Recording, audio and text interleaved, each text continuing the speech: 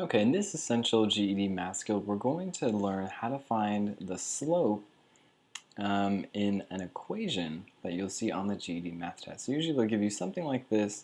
They'll either want you to graph it afterwards, or they'll just ask you the slope directly.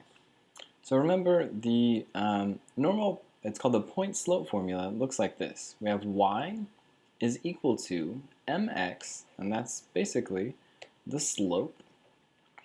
And you'll either see it as, let's just say 2 over 3. So you'll see it as a fraction, or you'll also see it as a improper fraction, either a normal fraction or an improper fraction. And remember, an improper fraction is when you have a larger number up top. From there, what do these fractions mean? Well, remember we have rise, oops, forgot the E, over run. Okay, so if the number up top is positive, let's say it's 2, that means you're going to go up, you're going to rise. If the number up top is negative, say -2, that means you're going to go down. And the run, if it's positive, let's say, I don't know, it's 3, you're going to go to the right. And if it's negative, say -3, you're going to go to the left. We're not going to go over specific points in plotting. Right now we're just going to go over finding the slope in kind of messed up, jumbled algebra equations. And then finally, this last part is just the y-intercept. Let's write that a little bit better. Intercept. It's always just good to know, because when we're actually plotting the lines, you definitely need to know what to do with that part of the equation. But for now, we're just going to rearrange these kind of jumbled up equations to look like y is equal to some fraction plus something else. And then from there, we're just going to find what is the slope. Okay, looking at number 1, it says -7 minus x is equal to -5y. Actually, let's clear all of this out, and then let's do this problem again. Okay, so fixing all that, we want to get this y by itself. And remember, it doesn't matter if it's on the left or if it's on the right. We just want it to look like y is equal to whatever, or y is equal to whatever. Okay, so the easiest way just to get y by itself is just to get this -5 off of this y. So what we're going to do is divide by -5 on both sides. So divide by -5 and divide by -5. Okay, so now that gives us y is equal to -x over -5. And remember, if there's something there, but there's no number, that means there's a 1 there. So -1x over -5. And then we just have, let's see, it's going to be plus -7 over -5. And if you want to rewrite it the other way so it's easier to read, we have -x over -5 is equal to, or not equal to, oops, plus -7 over -5. Okay, looking at our answers, we have 1/5, 5 over 7, 5, and -7. Now remember, anytime you have a fraction that has 2 negative signs, think if you had -10 maybe divided by -2, this is the same thing. Remember, every fraction is a division problem. So anytime you have a fraction that has 2 negative signs in it, that's the same thing as having a positive fraction. So that -1 over -5 is the same thing as 1 over 5, or in this case it's going to be answer A, 1/5. Let's look at number 2. Let's clear all this mess out and do another problem. Okay, so we have 4x plus 5 plus y is equal to 0. Alright, so we want to get y by itself, so we want to subtract 5. So now we have 4x plus y is equal to, remember, subtract 5 from both sides, minus 5. And then from there we just want to get this 4x on the other side. So now we have y is equal to minus 4x minus 5. Okay, and remember we need either a fraction or a whole number, so you want to be flexible anytime you're answering a problem. So this could either be negative 4 over 1, or the answer could also be 4. You want to be able to know that they're both, or not 4, negative 4. You want to be able to know that they're both the same thing. Because remember, negative 4 divided by 1 is just negative 4. So in that case, our slope, and remember the slope is just that first part with the x attached to it. So it's going to be answer B. Let's look at number 3.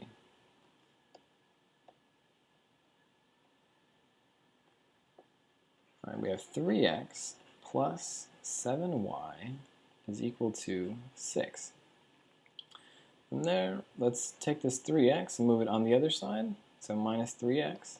That's going to give us 7y is equal to minus 3x plus 6. And remember, you can't put numbers with letters and numbers, or things that just have numbers in them together because they're very different things. From there, you want to divide by 7 to get that 7 off of there. So we have y is equal to negative 3 over 7x plus 6 over 7. Okay, we know this first part is the slope, so we're looking for negative 3 over 7, and that gives us answer C, negative 3 over 7. For number 4, all right, x plus 3y is equal to 4. We want to get rid of this x, so that's going to give us 3y is equal to minus x or 1x, same thing, plus 4. And then when we divide by 3 to get that 3 off of the y, that's going to give us y is equal to negative 1/3 x plus 4 over 3. So our slope is going to be negative 1/3, or answer D. And always make sure you know the parts of the equation, because sometimes in the answers they might give you, say, 4/3, and you're trying to choose between, wait, is it the first part of the equation or the second part of the equation? Always know what part of the equation you're looking for, and this first part is where the slope is. Going through number 5. This one seems pretty quick. We have x minus y is equal to negative 4. Let's see, we want to get rid of this x, so we're going to subtract x or 1x, it's the same thing. So now we have negative y is equal to negative x or 1x minus 4. From there we want to get this negative sign on there, because remember it's y equals, not negative y equals. So remember, if there's nothing there, that means you have a negative 1. So we're going to divide by negative 1, so that cancels out. So we have y is equal to negative 1 over, or divided by, negative 1 again, x. And then we have negative 4 divided by negative 1. That's going to give us positive 4. But the same thing here again, when you have negative 1 over negative 1, or negative 1 divided by 1, that's just going to give you 1. So that means our answer for that one is going to be A. Looking at number 6, negative 16 plus 8y is equal to negative 2x. From there we want to get rid of the 16. So we're going to add 16 on both sides. So that's going to be 8y is equal to negative 2x plus 16. And then we're going to divide by 8. So it's going to be y is equal to negative 2 over 8 x plus, and 16 divided by 8 is going to give us 2. And from there we're going to, okay, look at this part. So what we have so far is 2 over 8. Okay, but if we look at our answers, none of them seems like 2 over 8, and really the only thing that has an 8 in it is C. Always remember that when you have fractions, you want to have the lowest common denominator, or I guess the lowest, maybe not lowest common denominator, but the lowest equal fraction, kind of like when you reduce things. So in order to reduce this, you want to divide by 2. That's 2, or negative 2 divided by 2 is going to be negative 1. And 8 divided by 2 is going to be 4. So we're going to look for negative 1/4 or B.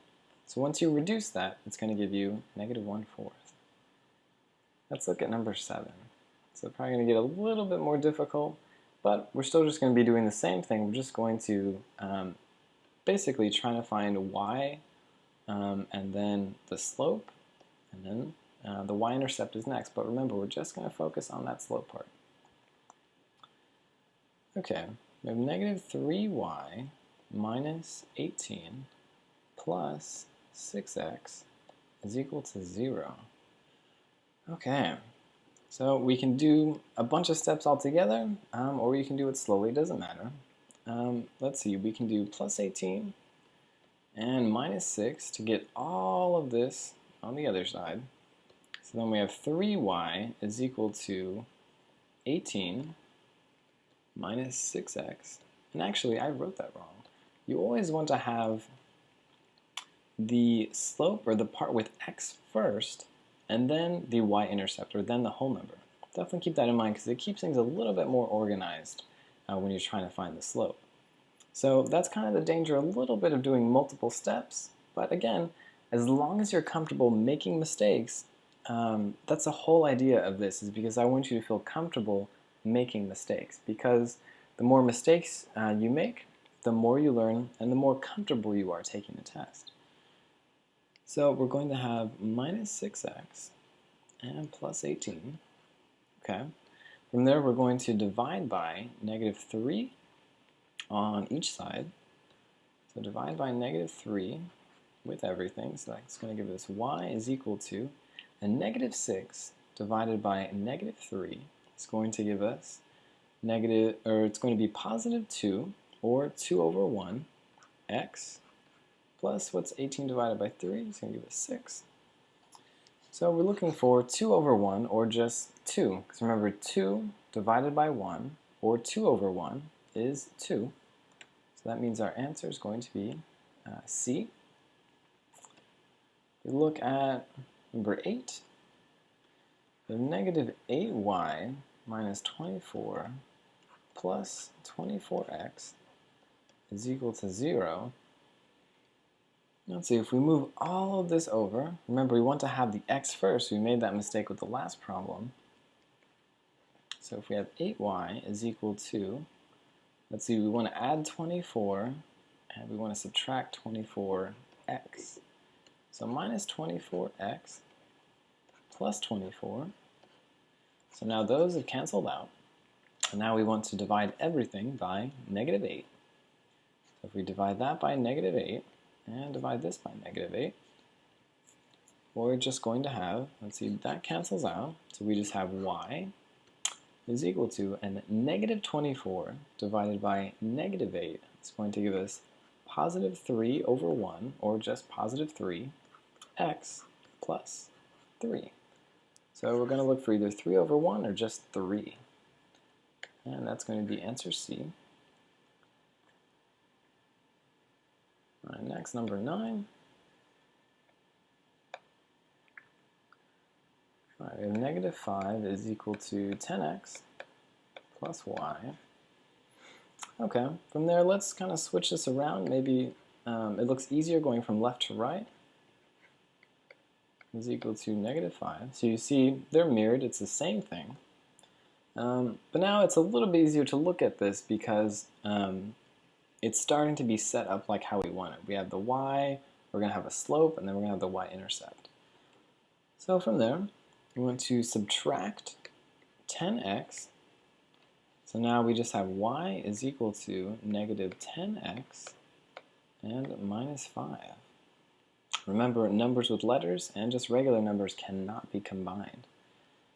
So we're going to look for either negative 10 over 1 or negative 10 for our answer, for our slope. It's going to be answer B. And then let's see, number 10, we have x plus 9y is equal to negative 7. So we're just going to move this x, or 1x, to the other side. So now we have 9y is equal to negative 1x minus 7. From there, we're going to divide by 9 on the left and the right. So now we have y is equal to negative 1 over 9x minus 7 over 9. Our slope is going to be negative 1 over 9, or answer D. Looking at number 11,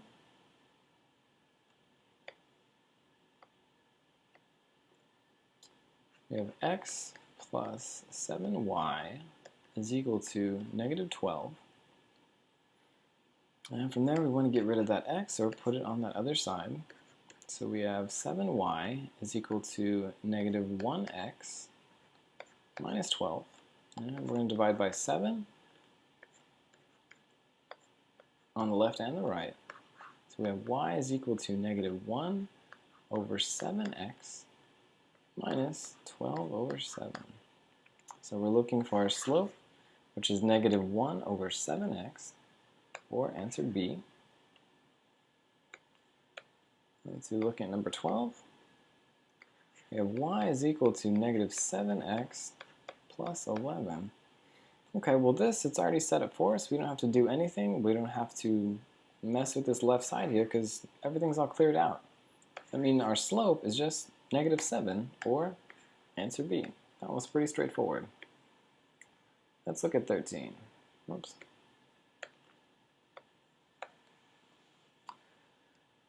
Okay, let's flip this around, or let's write it out first and then we'll flip it around. Okay, that way it's set up where we have y is equal to mx plus b, or that slope, or that format of having y, slope, and then the y-intercept.